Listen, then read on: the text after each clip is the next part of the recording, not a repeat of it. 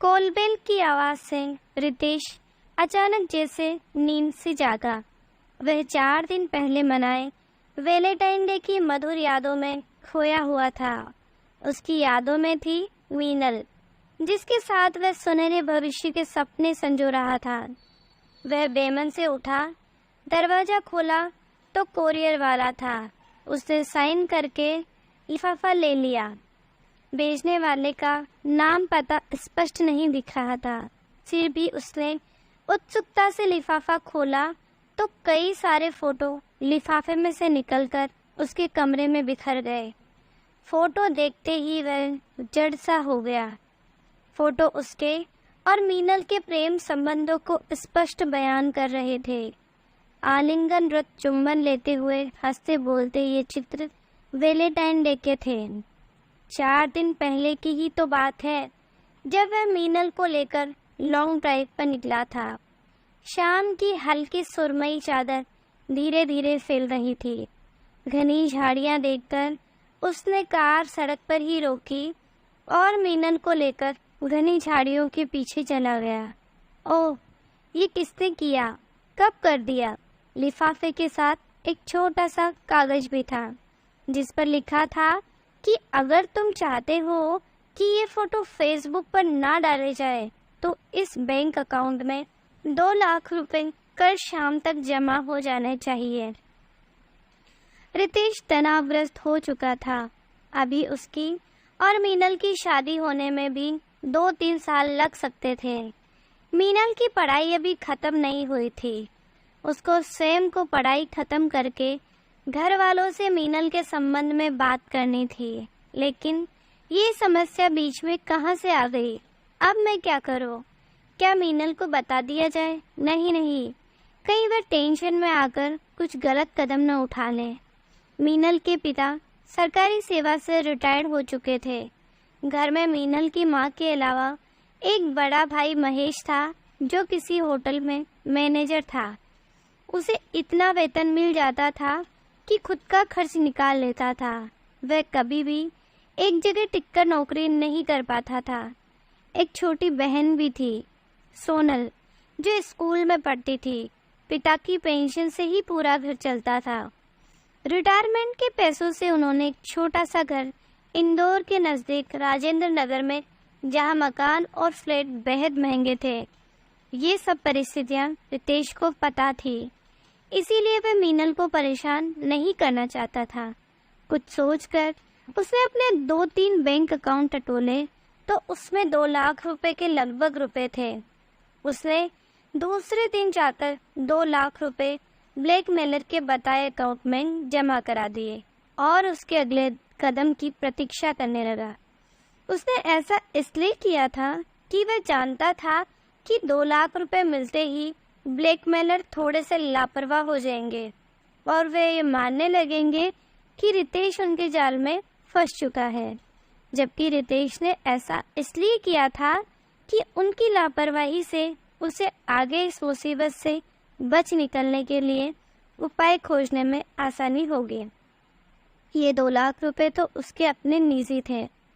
दूसरे दिन कॉलेज में वह मीनल से मिला तो बिल्कुल नॉर्मल था।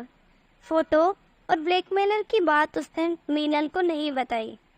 सामान्य तौर से ही उसने अपने सभी पीरियड अटेंड किए। कैंटीन में मीनल के साथ गर्मा गर्म पनीर के पकौड़ों का आनंद लिया, पढ़ाई के बारे में चर्चा की और वापस घर आ गया। इंदौर से लगभग 40 मिनट के रास्ते पर महू में रितेश का घर था। पिता बिजनेसमैन थे। इंदौर में उनकी गारमेंट्स की कई दुकानें थी। महू ज़्यादा बड़ा नहीं था, लेकिन इंदौर एक बड़ा शहर था। रितेश के घर में सभी प्रकार की सुख सुविधाएं थी। उसकी छोटी बहन शीना कॉलेज स्टूडेंट थी। उसे मेडिकल क्षेत्र में जाना था। घर से पढ़ाई और करियर के विषय में पूरी आज़ादी थी। रितेश के पिता मदनलाल बच्चों की पढ़ाई लिखाई में किसी प्रकार की कोई कसर नहीं छोड़ना चाहते थे। रितेश उनका इकलौता बेटा था। अपने कमरे में बैठकर रितेश ने सबसे पहले कोरियर से मिला लिफाफा निकाला और ध्यान से भेजने वाले के नाम पते को जांचने लगा, लेकिन उसे कुछ समझ नहीं आ रहा था। डॉक्टरों जैसी लिखावट थी जिसे पढ़ने में वह असमर्थ था। फिर उसने कोरियर का नाम देखा, वो भी कोरियर सेवा। ये तो इंदौर में है। वह तुरंत उठा, लिफाफा लिया, अपनी गाड़ी निकाली और इंदौर की तरफ चल पड़ा। लगभग घंटे भर में वह इंदौर पहुंच गया। स्टेशन क्षेत्र के व्यस्त बाजार में उसे वो भी कोरियर तलाशने में ज़्यादा समय नहीं लगा। लगभग 20 मिनट बाद वह बॉबी कोरियर पर था। कोरियर वाले से उसने लिफाफा दिखाकर पूछा कि थोड़ा याद करके बताओ कि महू के लिए ये लिफाफा कोरियर किसने किया। कोरियर वाला बोला, सर यहाँ तो सैकड़ों कोरियर आते हैं, ऐसे में कैसे ठीक ठीक बताया जा सकता है। रितेश बोला, लेकिन भेजने वाला कौन था, ये तो साफ साफ लिखा होना चाहिए था कि नहीं। जिसको भेजा जाना है उसका नाम पता हम साफ दिखा देते हैं, बाकी का हम कितना ध्यान रखें। कोरियर वाला भी अब चिल्लाने लगा था। आखिरकार रितेश थककर इंदौर कॉफ़ी हाउस में जाकर बैठ गया ताकि थोड़ा शांति से सोच सके। कॉफ़ी हाउस में हल्का सा अंधेरा था। धीमी धीमी रोशनी में कुछ जोड़े भी बैठे थे जिनकी बस मुस्कुराहट दिख रही थी, लेकिन बातें नहीं सुनाई दे रही थी। ऐसा कहते हैं जब दिल करीब होते हैं तो बातों का स्वर भी धीमा हो जाता है। रितेश ने कॉफ़ी के साथ ही वेज कटलेट का ऑर्डर दिया। मीनल को यहाँ के पनीर पकोड़े और कटलेट पसंद थे। वह अक्सर मीनल को लेकर यहाँ आया करता था। रितेश ने सोचा, यदि फ़ोटो फेसबुक पर डाले जाएंगे तो कितनी परेशानी उठानी पड़ेगी। मीनल की बदनामी होगी, घर वाले परेशान हो जाएंगे। नहीं नहीं, वह ऐसा नहीं होने देगा। कुछ न कुछ तो हल निकालना ही पड़ेगा। क्या पुलिस में शिकायत करूं? लेकिन फिर मीडिया में भी यह खबर जाएगी। नहीं नहीं, ये सब वह और मीनल नहीं सह पाएंगे। ऐसा करते हैं, कल कॉलेज में मीनल से बात करके कुछ हल निकालते हैं और फिर पुलिस में दोनों ही साथ जाते हैं। ये सोचकर रितेश कॉफ़ी ख़त्म करके अपने घर के लिए निकल पड़ा। दूसरे दिन कॉलेज में रितेश ने मीनल से कहा, मीनल मुझे तुमसे कुछ ज़रूरी बात करनी है। मीनल आज बेहद खुश थी। वह चहकते हुए बोली, मैं तुमसे खुद ही ज़रूरी बात करना चाहती थी। तुम्हें खुशखबरी देनी है। खुशखबरी की बात सुनते ही रितेश ने मीनल का मूड खराब करना उचित नहीं समझा। सोचा पहले मीनल की खुशी की बात सुन ली जाए।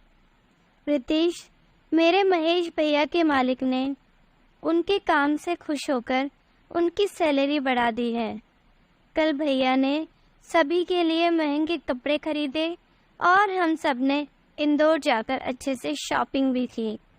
सच बड़ा मज़ा आया। रितेश ने अपना इरादा बदल दिया।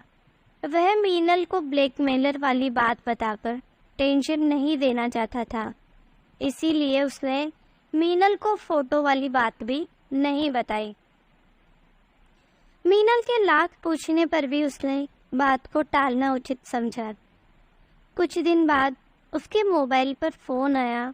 रितेश के हेलो बोलते ही कोई बोला, भाई रितेश, 2 लाख तो ख़त्म हो गए, 2 लाख रुपए का और इंतज़ाम कर दो।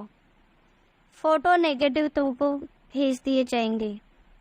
रितेश गुस्से से बोला, पहले फ़ोटो और नेगेटिव भेजो, फिर रुपए दूंगा। सोच लो। फ़ोन करने वाला शख्स बोला, तुम्हारी माशूका की बदनामी होगी। हाँ, मैं सोच चुका हूँ। रितेश भी गुस्से में बोला।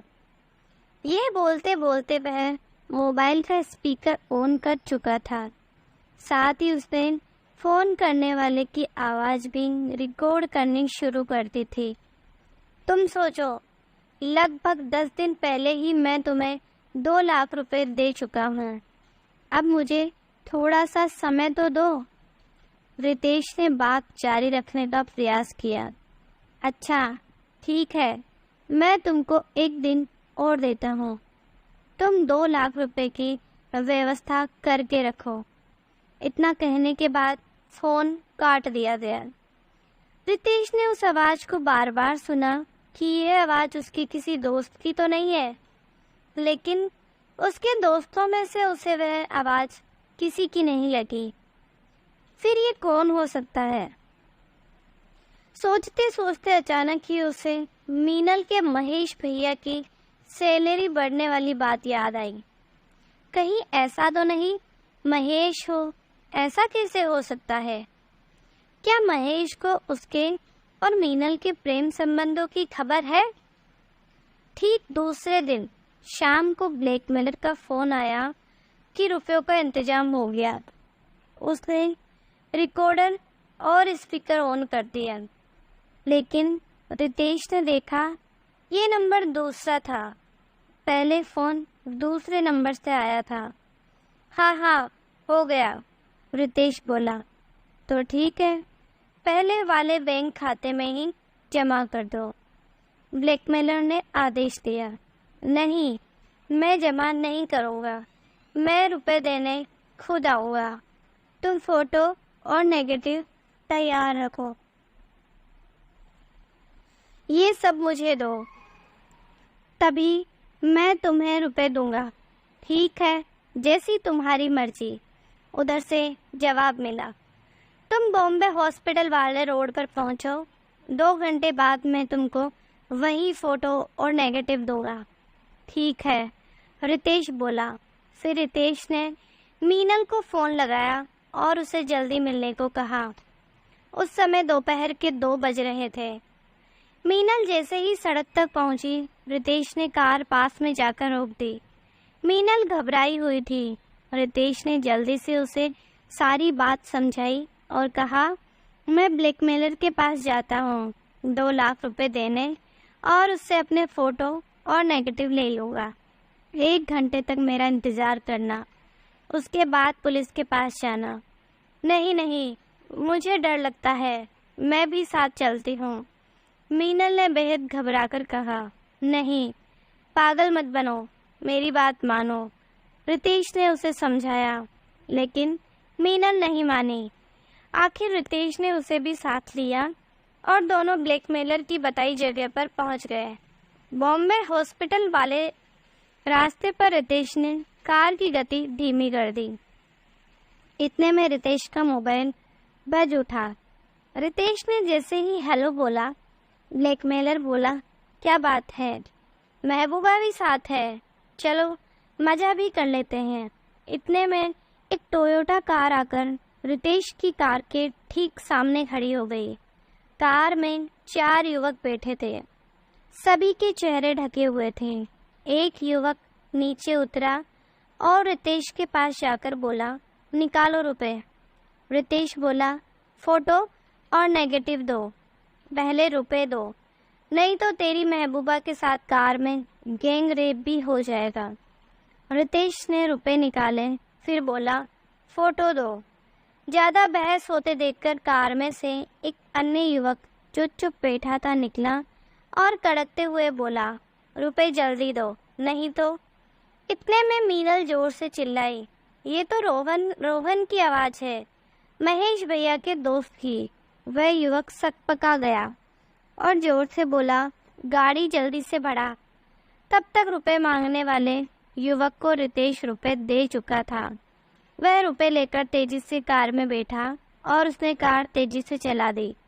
रितेश फोटो चिल्लाता रहा। साथ ही रितेश ने कार का पीछा किया, लेकिन कुछ हासिल नहीं हुआ। कार पर नंबर प्लेट भी नहीं थी।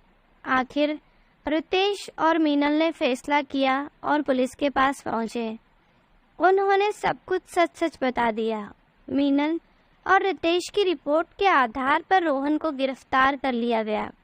साथ ही पुलिस के सामने रोहन भी टूट गया और उसने पुलिस को अपने 3 अन्य साथियों के नामों के साथ मीनल के भाई महेश के बारे में भी बताया। सब कुछ महेश की योजना के मुताबिक हुआ और ये पहले भी ऐसा कई प्रेमी जोड़ों के साथ कर चुके हैं और उन सभी से मोटी रकम ऐंठ चुके हैं। आज ये सब अपराधी अपने किए की सजा काट रहे हैं। रितेश और मीनल की शादी हुए 1 वर्ष बीत चुका है। वे अब झाड़ियों में नहीं, घर में मिलते हैं और हर रोज वैलेंटाइन डे मनाते हैं। तो बताइए दोस्तों, आपको ये कहानी कैसी लगी? चैनल को सब्सक्राइब करना मत भूलिए। Thank you.